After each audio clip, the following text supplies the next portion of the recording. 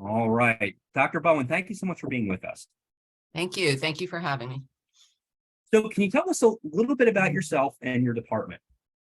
So my name is Jill Bowen. I am a psychologist by training.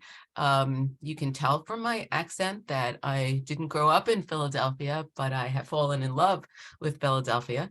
I came from New York, where I did a lot of work in public health, behavioral health for many years, and also worked for the mayor's office and instituted a number of really interesting, innovative programs there. And through one of those programs, really learned what was happening in Philadelphia, which is why I felt really drawn here, because the work that is going on in Philadelphia in behavioral health is phenomenal.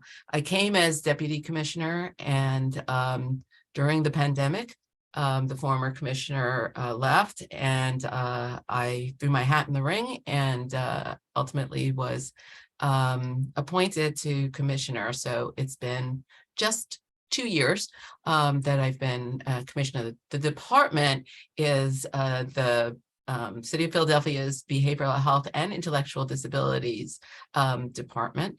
It is a large department made up of 7 divisions. And those divisions include administrative divisions and clinical divisions, and also have a unique relationship with community behavioral health, which is the city's behavioral health managed care organization, and the special relationship with being a part of DBHIDS as the managed care organization brings a lot to Philadelphia. Our mission, let me just say our mission is to serve the Philadelphians who are challenged with behavioral health issues and intellectual disabilities issues, but also to look at behavioral wellness for the population as a whole. And we do that through these many divisions and in partnership with many stakeholders throughout the community. My vision as commissioner that I brought is called TECH, which is addressing trauma, achieving equity and engaging community. And that is our lens by which we determine priorities. And we need to make sure that all of our initiatives align with that vision. We have a very robust strategic plan and are pretty innovative in our efforts to address some very complex issues in the city of Philadelphia that have a significant nexus with behavioral health. So I'm gonna jump away from my prepared questions for 1 second. The framework you just discussed, the lens by which you look at the charges that come before you. Can you give me an example of how that works? And when we talk about, I don't think it's lost on anyone that equity is one of the major issues in the city right now. So in your work, how do you use that as a guidepost? And is there an example you can give us about that? Yeah, so every initiative we ask ourselves regularly, is this aligning with those initiatives? In our strategic plan, we have it divided up by the different efforts that we're undergoing. And then we have, is this addressing trauma? Is it achieving equity? Is it engaging community? And then we look to determine, well, if it is, then we can measure together that it's having some effect in those areas. And we can also prioritize. If it's not, then it's not necessarily something we're going to put more resources into. So one, prioritizes for us. 2, helps us to determine how we can see the impact of it. And 3 is something that is absolutely critical if we're looking at population health and we're looking at behavioral wellness in addition to behavioral health, which is it's kind of the treatment component is the behavioral health, and the wellness is all of these social determinants of health, which of course impact treatment. And that is so critical. It's a really important part of the way in which we think about the work that we do, is that social determinants of health. We're talking about housing, economic opportunity, work opportunities, addressing homelessness, looking at just the full range of things like digital divides, when you're talking about telehealth, the food insecurity. All of these impact behavioral wellness. So for us not to prioritize around those issues and the disparities that have been here for centuries and decades, if we're talking about racism and structural racism, we're talking about centuries of trauma. If we're talking about poverty, we're talking about complex situations that have existed over many, many years that also got exacerbated by the pandemic. And so if you're not talking about disparities and inequities around behavioral health, you're going to miss your chance to really have the kind of impact that you need to have. The trauma is multi-layered. If you're talking about gun violence, or you're talking about substance use crises, or you're talking about the impact of the isolation of the pandemic, it's just layer upon layer of trauma. So we need to make sure that what we're doing in our systems approaches mitigates trauma, doesn't add trauma. So sometimes you might have a systemic response, let's say, to a behavioral health crisis, where a person ends up, let's say, getting arrested. So we looked at our system and we're in the midst of a real transformation of behavioral health crisis system, so that our system shifts to one that is trauma mitigating, a community response, one that is non-coercive to the extent possible. So that's how we look at our initiatives. And is it trauma additive or trauma mitigating? And if it's trauma additive, we shift it. And we really look at what needs to happen from the approaches that we're taking to make them trauma mitigating, easing the trauma. People are already in distress. You don't want to add to that distress. You want to ease it. So that comes to everything from access, where there's inequity in access. It comes to opportunities, as we said, in social determinants. So this is, I hope that gives you more of an idea of how that framing impacts our decision-making and much of the transformational efforts and the systemic approaches that we take. It's very interesting to hear you describe it in these terms. Often, I would think almost in every case, you're seeing people at a very difficult time in their lives.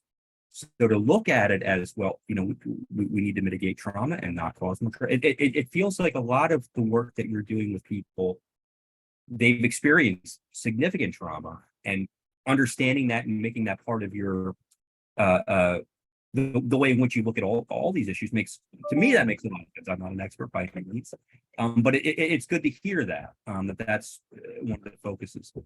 There's a certain intentionality that is absolutely necessary around this, so that it's a focus of attention. It's a deliberate focus of attention, which is different than just sort of assuming that it comes along with, because nothing really moves forward in a significant way without that level of intentionality.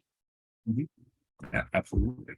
I'd like to talk a little bit about the opioid settlement that the city has received. We know that the opioid problem is significant here in Philadelphia and other places across the country, but very pronounced here as well. Can you tell us a little bit about that settlement? We did have Noelle Foison on the program last week. She gave us good detail, but from your point of view, what does the settlement look like?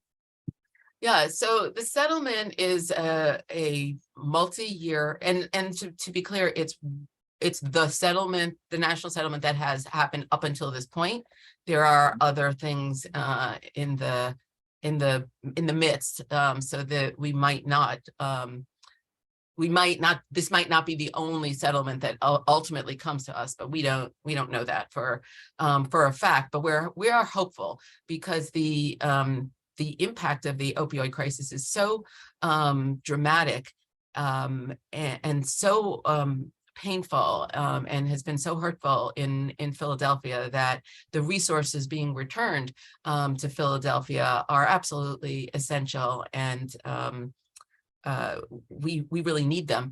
there's been a tremendous, if you talk to Noel about the ORU, or the Opioid Response Unit, that grew out of the emergency response to look at the opioid crisis, it was a multi-agency effort, and this was a way to continue that work by sort of routinizing it into the administration structure. So we are obviously an important part of that group, but in our own right, we are working to try to address some of the really challenging issues in Kensington and the city as a whole around the opioid crisis.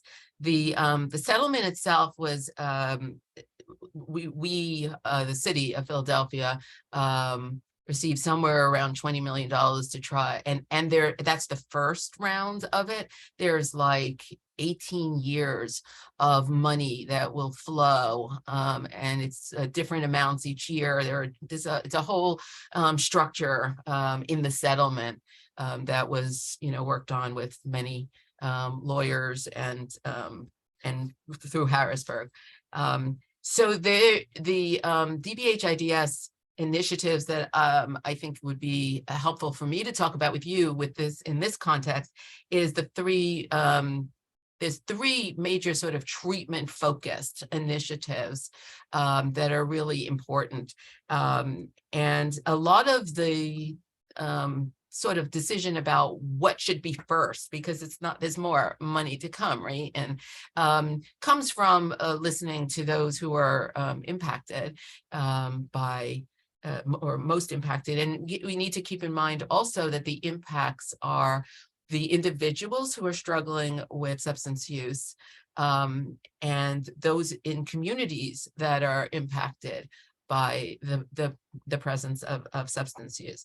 And let's be clear that when people are struggling with substance use, there's also many who are also at the same time experiencing homelessness, and experiencing a number of those social determinants of health that we talk about that also impact. So we try to address this comprehensively. But those three initiatives that I'll share with you are the mobile methadone. Mobile methadone is something that we've talked about for a while. We've talked about it with the state. We've talked about it with the feds, because it needed to have some regulations shifted in order for us to be able to have such an entity on the ground. So we will be standing up Philadelphia's first mobile methadone van. And that initiative is meant to address one of the key issues, which is access. It's also meant to reduce things like any kind of waiting time, because it's same day induction with methadone. The van itself has like 3 sections on it. One where there's a place where there can be an assessment and counseling. One where there can be a physical examination and drug screening, and another where there's chances to have someone who's speaking with you, like actual counseling. So there's like sections on it. I mean, it's really designed very well to be kind of like a little clinic. And you can be induced there, as you said, with methadone same day. Why is methadone getting a resurgence? Part of the reason that methadone has been a focus of attention more recently is because of the fentanyl and because of the types of withdrawal that people on the street are going through. They have been asking more for methadone than, let's say, one of the other MATs like buprenorphine, because methadone makes that withdrawal a little bit more manageable. So it's really important that we have the resources out there that will help people who are on the street accept treatment, right? Be able to come in and accept treatment. The idea behind the mobile methadone obviously is access, but it's also to ultimately connect people to bricks and mortar treatment, to get them into more stable housing, to start to create the journey, which is our goal and the goal of those we serve. It's really long-term recovery. We're talking about whole person health. We're talking about long-term recovery as the real goal. And we understand that substance use takes a course that sometimes is up and down and up and down. but the real goal is long-term stable recovery. So that's the mobile methadone. Obviously, we're very excited about it. The wound care van and clinic is another really critical piece that was piloted during our 100-day challenge. It is the first licensed wound care van in the Commonwealth. And the idea behind that is that multiple physical health problems exist on the street for people who are using substances, and for the community who's observing that. But xylazine has contaminated further the drug supply. And that's not an opioid. It's mixed in, but it's not. It's actually a tranquilizer, an animal tranquilizer. So the effects on humans is pretty devastating in terms of both the way in which one has to withdraw from xylazine, but the wounds that people get from ingesting the xylazine is horrific. And so that had been a barrier to access and to rapid access, because the rehab programs require people to have some sort of physical stability in order for them to come in and begin their rehab. And the wounds themselves were so severe that they were barriers. So to get the wounds addressed as early as possible and to get them cared for makes for an easier access. The other thing I think that was really interesting during the pilot was that sometimes people don't want to talk to outreach workers who are looking to engage them and have them come in for treatment and housing. But they did want to get their wounds cared for. So by connecting the outreach workers with the wound care workers, some of the folks began talking with the outreach workers who might not have otherwise, and said, yes, now I do want to come in for treatment. So it helped with access, it helped to remove barriers, and it got people the same day on to have their wounds cared for and be able to get into rehab programs more easily. The other place where it's not part of the opioid, but it is something important to talk about, is CBH and its support of 4.0 level ASAM, which is a level of care for rehab that includes addressing these kinds of physical healthcare wounds. So in addition to having a methadone and wound care on the ground, we are also looking to build that into our services that are available once people come in for rehab. The third is the MAT behind the walls. And why MAT behind the walls, which means in the jails, is so critically important is twofold. One, when people are in jail and come out and they haven't been receiving treatment, they're at a much greater risk of overdosing and dying because they may go back to their same doses, but they haven't necessarily had that. When people have been in the jails, DBH-IDS has already over the years been supporting people who come in and are on methadone to be able to continue their methadone in the jails. But until this point now, what we're standing up is to be induced if you meet the criteria. Before that, that wasn't an option. And the other piece of the MAT behind the walls is the buprenorphine, which has a program currently in the jails, but not dosing at the level that people outside the jails. The therapeutic dose was really too low. So then what happens is not just do they come out and it's safer for them in terms of overdosing and death, but they come out already in treatment and are far less likely to go back out onto the streets. They go directly into ongoing continual treatment. So those are the three major treatment focused. We are an important part of some of the other efforts.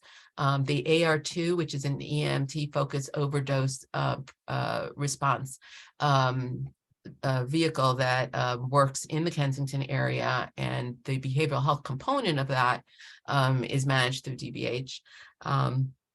And there are other places like the police assisted diversion where there's a behavioral health component. So we partner a lot. to make sure that the behavioral health aspects are addressed with multiple initiatives. So what it sounded like to me is some of the things you're doing here with the wound and the methadone and behavior, that is an opportunity not just to help somebody with the physical effects that they're going through, but also a point of contact to provide maybe some counseling or so in general, how does a clinician induce somebody, if possible, to seek rehabilitation? When you say it's okay, so you're talking about the engagement aspect of it, or the outreach and engagement aspect of it. So DBHIDS has a tremendous amount of activity on the ground. We have homeless outreach, which has wide reach across the city. So they work in zones across the city. There's obviously intensive effort in Kensington. They do a remarkable job of connecting people into housing and treatment.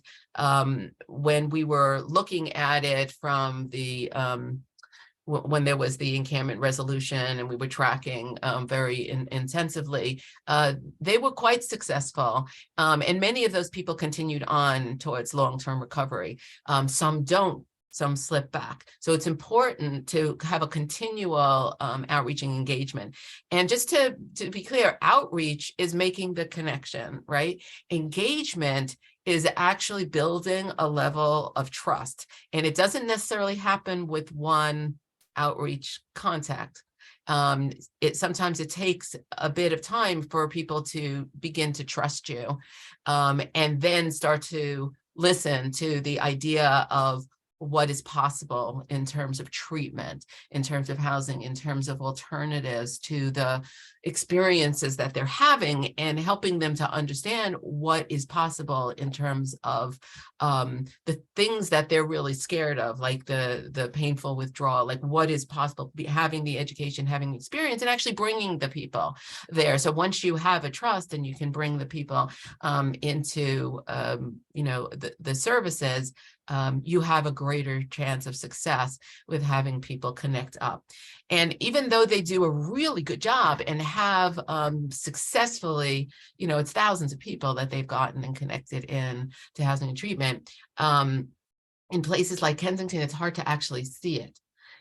Because there's more folks that come in, because there's a lot of people who transient through it, but they're saving lives. They're saving lives regularly. The other team that we've more recently expanded and developed is called the Moores team, which is a mobility outreach response, and they can do assessments on the ground. And why is it important to do assessments on the ground? Because that makes for automatic access into the treatment. They've already done the assessment. They already have the information that they need. And so that's a really effective effort that we've been working to expand. So all of these kind of work together to try and help people come in off the street into treatment and to be supported. Now, once you're in treatment, we have a very large, robust range continuum between community behavioral health, which is the Medicaid managed care, and the large number of providers that are part of that. So you're talking about all the different ASAM levels. So that's the, residential rehab. You're talking about intensive outpatient. You're talking about, outpatient programs. Just there's a whole range. But in addition to that, the county through state support provides for non-treatment services or non-direct treatment services that are critically important, like recovery housing. And so we support, so there are funded recovery houses through the city of Philadelphia, through DBHIDS, that do an excellent job of helping people to be able to be in a safe space while they're working through their recovery. So that's all part of, and when I talk about what we have, and compared to many cities, ours is very robust. But when you look at the problem, there's more that is needed. So it's a continual effort to expand, to measure and monitor, to ensure that you have the best programs on the ground. The ASAM 4.0 is like really important, especially now, but even reducing the need for things like authorizations to flow people in to the treatment as easily and quickly as possible. Because we also know that anytime that there's a wait between when somebody says they're ready and when somebody actually enters the program, you're going to lose people, significantly lose people. Sure. And that's not perfect yet here. That's not perfect yet. So we're continually looking for both ways to make it as easy as possible for people to come in. And we're always looking for ways to make the transition from the more early treatments into longer term recovery easier, especially around those social determinants of health. And I think it's easy also to see that the tech, the trauma, equity, and engagement flows right along this effort to have this continuum that we're talking about for access, especially to underserved groups and populations, and to have as trauma mitigating transitions as possible for people to really achieve that long-term recovery. So with everything you just mentioned, which is a lot, do you have short-term and long-term goals for what this might look like in Kensington? Yeah, I mean, short-term goals. So again, whenever we look at goals, we're looking at goals that are through kind of like through the eyes of the people who are struggling with substance use, and also through the eyes of the community. So the community themselves is a very strong community. There's the wellness corridors that Noelle may have spoken with you about, which is a community-driven approach. And so wherever we can support that from the behavioral health, we are kind of all in with the engaging community aspect and taking the lead from the community that knows very well what they need and how they need it. From the people who are struggling, the reason we are working so much on this mobile approaches is to really get where they are. And to be able to address their issues right there where they are, because you have the greatest chance of engaging them in that way and beginning them on their recovery journey and then bringing them off the streets and into. So you can see that on both ends. I mean, we haven't talked about prevention because we're talking about treatment, but there's a whole load of the upstream work that is also being done. Every school has behavioral health embedded in it. We have a tremendous amount of prevention programs that are focused on substance use, and again, addressing the social determinants, which are such critical parts of, are all part of the overall behavioral health effort and approach.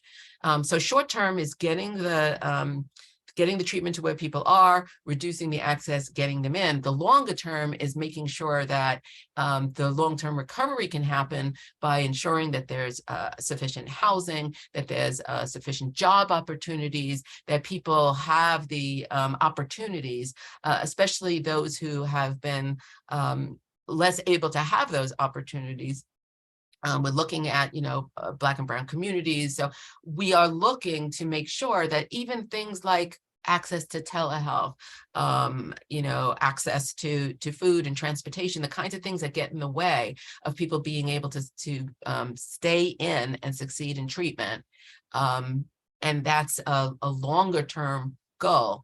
And then, ultimately what we're looking for, the vision would be that folks are in treatment, they're in treatment that meets their needs, they're in treatment that is successful, and they go on to be able to live full and productive lives, and the communities have their community and can utilize comfortably the spaces. When I talk like that, I immediately also tie in my head the violence and the need for that to be a part of addressing this full picture. All right. Well, Dr. Jill Bowen, thank you so much for being with us. What a pleasure. Thank you so much, Larry. Really good to spend some time and talk with you about this.